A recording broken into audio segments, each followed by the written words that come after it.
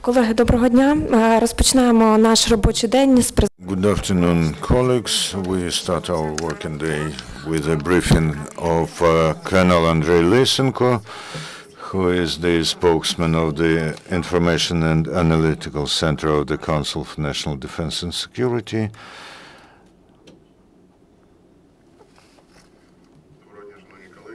Good afternoon, dear colleagues. As was reported yesterday in Minsk, as a result of the session of the trilateral contact group, there was an agreement about the ceasefire, and the respective protocol was signed based on the peace plan of President Petro Poroshenko, with taking into account the initiatives of the President of Russian Federation, Vladimir Putin. As of the 6 p.m. of the 5th of September, all the units of anti-terrorist operation forces are observing the regime of ceasefire. The protocol signed in Minsk includes 12 points. Among others is the monitoring by OSCE of the ceasefire, freeing of all the hostages, monitoring of situation on the border so that the transfer of vehicles and personnel into Ukraine is stopped. Consultations about the peace plan for Donbass will continue, and it is planned that the freeing of hostages will start very soon. We will inform you about this process as soon as it happens. At the order of the President of Ukraine, on the basis of the Security Service of Ukraine, the Interdepartmental Center of Help to Citizens in issues of freeing of prisoners, hostages, and finding missing persons was created. Today, over 30 people addressed this center. Today they were met by the head of State Security Service, Valentina Lysenko, and the coordinator of the center, Lieutenant General Vitaly Yalovenko. This center will be in constant contact with those who are looking for their missing relatives, and near and dear. The call center it may be reached at 0800 501 482 and also 044 235 6337 around the clock. The situation in the anti-terrorist operation zone after the proclamation of the regime of ceasefire in general became calmer. However, a number of provocations on the side of terrorists happened. The militants have 28 times fired and shelled the positions of the anti-terrorist operation units, 10 of them after the regime of the ceasefire was proclaimed. In Donetsk region, from 6:08 to 6:13 p.m., the terrorists were firing at the pontoon bridge over Siversky Donetsk River. At 6 p.m., the positions of ATO units were shelled in the vicinity of Krasnohorivka. Besides, several times Ukrainian military units were shelled in Donetsk airport.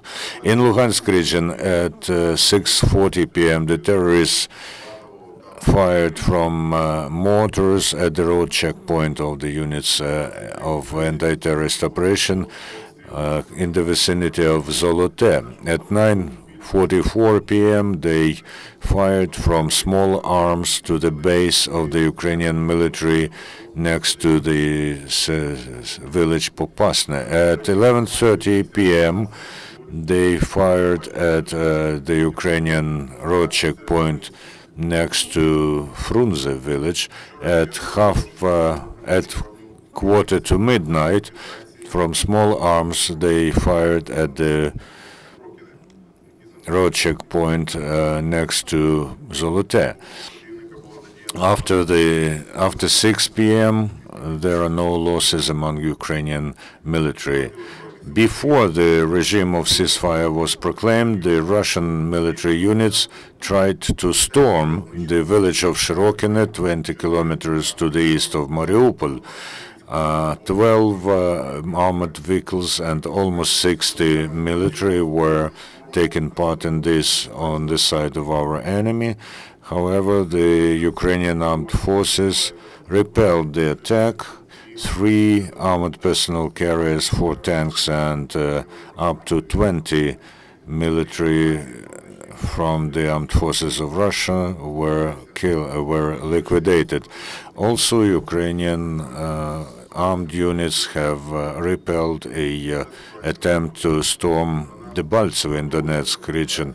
Among Russian military who are in Donbass, the thoughts are spreading about senselessness of this war and disappointment with the Moscow propaganda. The Russian side continues to concentrate their armed forces on the north of the temporarily occupied Crimea and affects the rotation of forces and armed vehicles. It is known that the Russian side relocated through Kerch Straits to the continent part of rifle and artillery units, and they plan to send them to the border of Ukraine from the territory of Rostov region. At the same time, the Russian armed units are being concentrated at the administrative border of Autonomous Republic of Crimea with Kherson region. There's also the activity of Russian troops on the Taganrog-Mariupol direction. Yesterday, the movement of Russian military convoys was detected on the Rostov-Taganrog highway and farther in the vicinity in the direction of the border of Ukraine. These are mostly lorries, Ural and Kamaz, including communication vehicles and radio electron fight vehicles and also armored vehicles. It is Russian border guards are being offered participation in combat actions in the east of Ukraine. A volunteer is being dismissed from military service and is given a one-off material compensation to the tune of 200,000 rubles. Then he is sent to the combat action zone as an individual, and then after he takes part in the battle as a mercenary, he is being paid 200,000 rubles per month. Yesterday, after 6 p.m., for the first time during last weeks, the terrorists stopped shelling residential quarters. The situation on the food market of the city is stable.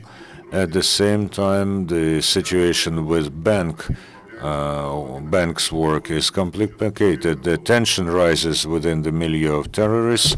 We detect the effects of arguments between commanders of Russian units and militants.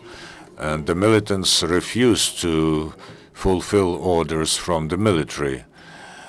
On the 5th of September in Newport, Wales, the President of Ukraine, Petro Poroshenko, met the President of Turkey, Recep Tayyip Erdogan, who emphasized the strategic nature of cooperation between our two countries and gave assurances that Turkey supports territorial integrity and sovereignty of Ukraine and also the peace plan of President Poroshenko. Talking about the Autonomous Republic of Crimea, Recep Tayyip Erdogan said it is inadmissible that the leader of Crimean Tatar people, Mustafa Dzhemilov, is banned from going to his motherland. As a result of the meeting, they decided to hold the sitting of the Commission of Strategic Partnership soon. Also, Petro Poroshenko met the Prime Minister of Spain, Mariano Rajoy, and who said that there are opportunities to deepen bilateral cooperation also in the military technological sphere. During the meeting with the Prime Minister of Norway, Erna Solberg, the sides marked that there's a lot of opportunities to broaden the cooperation, especially taking into account that both countries have borders with Russia. In November, Erna Solberg will visit Ukraine. From 15th to 26th of September, the Ukrainian-American Tactical Training Rapid Trident 2004 will take place. They will take place on the territory of the International Center for Peacekeeping and Security of the Academy of Land Forces of Ukraine in Yavrev District, Lviv region.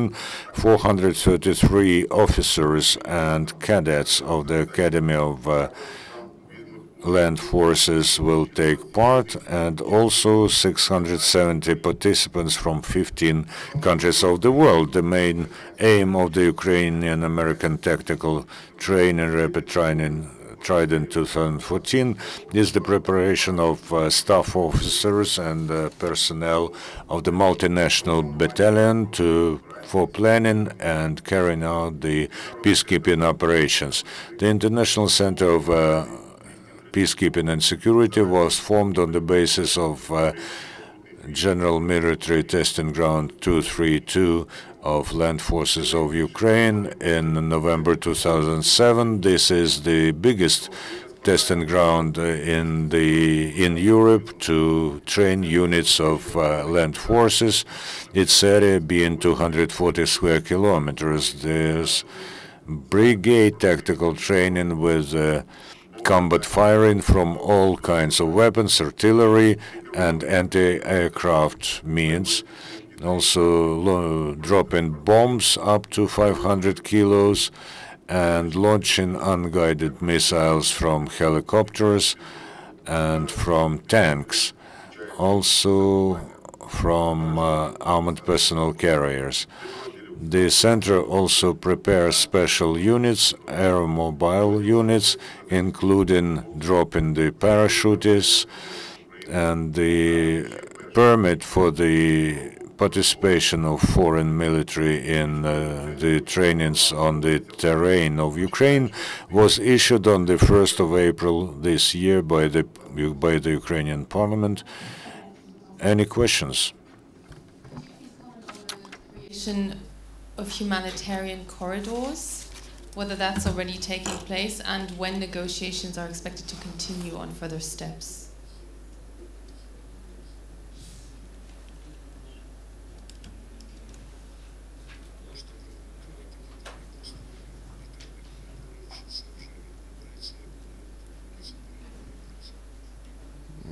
Я хотів би уточнити, про які саме гуманітарні коридори йде мова. Could you be more precise? Which corridors do you mean? Which? As we speak. Маю сказати, що I have to tell you that they existed, such corridors, and they are still working. They've been created from Luhansk in the direction of the city of Shastya and from Donetsk in the direction of Dachne settlement. However,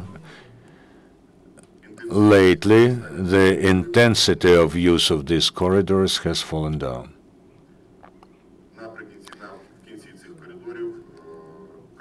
At the other side of those corridors, Ukrainian authorities and Ukrainian military meet displaced persons and provide them with everything necessary for the first several days, and they are being transferred to other regions of Ukraine according to their wish, where they are offered jobs and temporary dwellings. What about the exchange of prisoners? In this Minsk agreement, or rather protocol, is it everyone for everyone? Could you tell us at least approximately what's the number of prisoners on both sides? And what about the missing persons?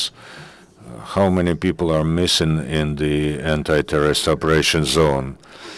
It is just in order to establish an exact number of those who are taken hostage and those who are considered missing.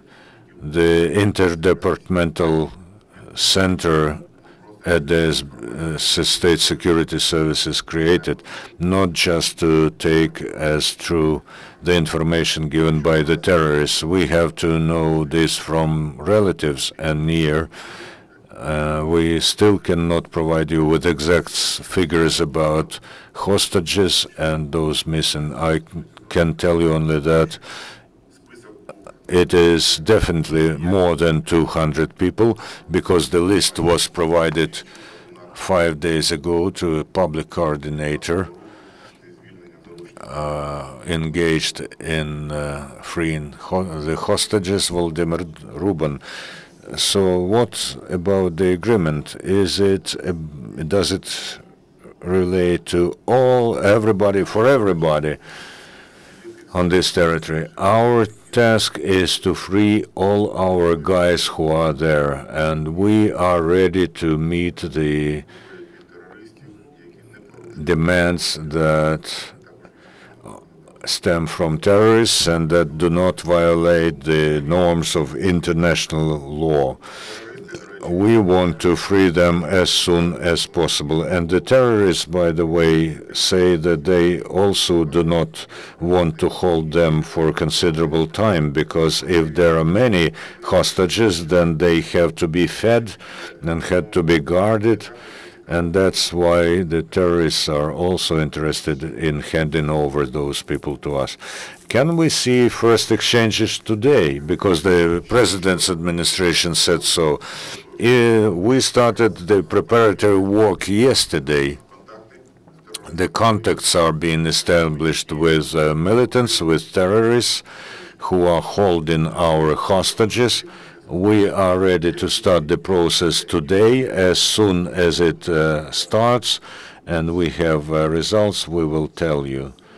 About the OSCE monitors, how many of them should be in the conflict zone, and will they monitor the border or also Luhansk, Donetsk, and the entire territory of the anti-terrorist operation? Yesterday, the president of Ukraine told Mr. Klimkin, the Minister of Foreign Affairs, to organize and involve specialists from OSCE to conduct monitoring of the regime of ceasefire, and also to monitor the situation on the state border with Ukraine, with Russia. At the moment, this work goes on. There has to be a number of agreements. We still don't know how many OSCE representatives will be in the territory of Ukraine. As soon as we agree all those points and we have any result, we will tell you. We are interested in their work as soon as possible. What is the situation in Debaltsevo and in the vicinity of Debaltsevo? Because we have information that the ceasefire is being constantly violated there. I told you that already, that there were firings and in the vicinity of Debaltsevo. However, they were not systematic, and our military have not sustained any losses. There was also the information that a humanitarian aid will come on Saturday from Russian Federation. What we know about this, what's the route? Over the last 3 days, there was no information about any movement and contents of the humanitarian cargo. The Russian Federation is already silent about this. So what about the new humanitarian cargo? I don't have any information about the new humanitarian cargo. And what about the losses about last 24 hours? No losses at all. Today, Zakharchenko in Moscow said that the ceasefire regime was not preserved. And for instance, in Amvrosivka, Ukrainian units have twice fired at the enemy. What about this? Right after the proclamation of the ceasefire regime was prepared, we got information that in Donetsk they have already prepared a press conference for today. One of the points where was the condemnation of Ukrainian military for the violation of the ceasefire regime. The regime has not started yet, but they have been already preparing such a press conference. So we do not exclude that they tried to provoke Ukrainian military to fire the positions. However, the Ukrainian military do observe the ceasefire regime.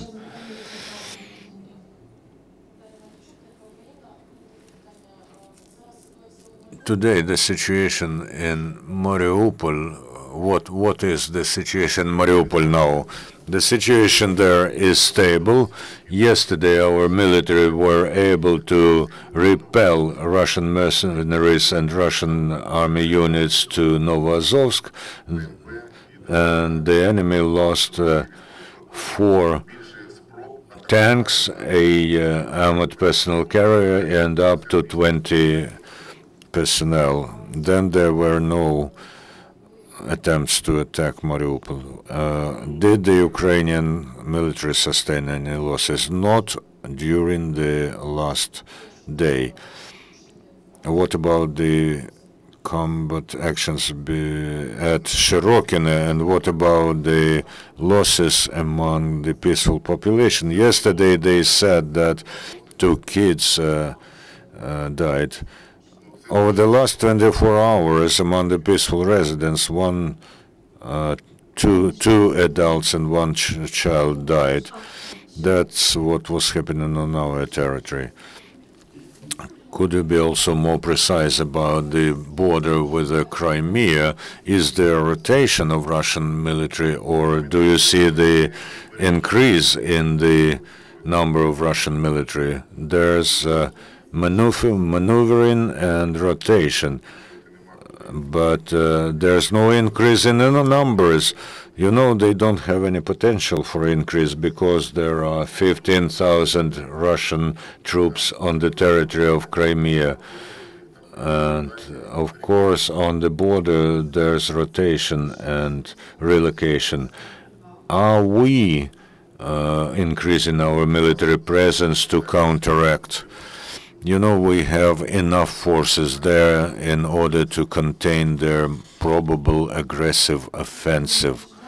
Thank you very much. We will meet Mr. Lysenko, Colonel Lysenko, here at 5 o'clock. Please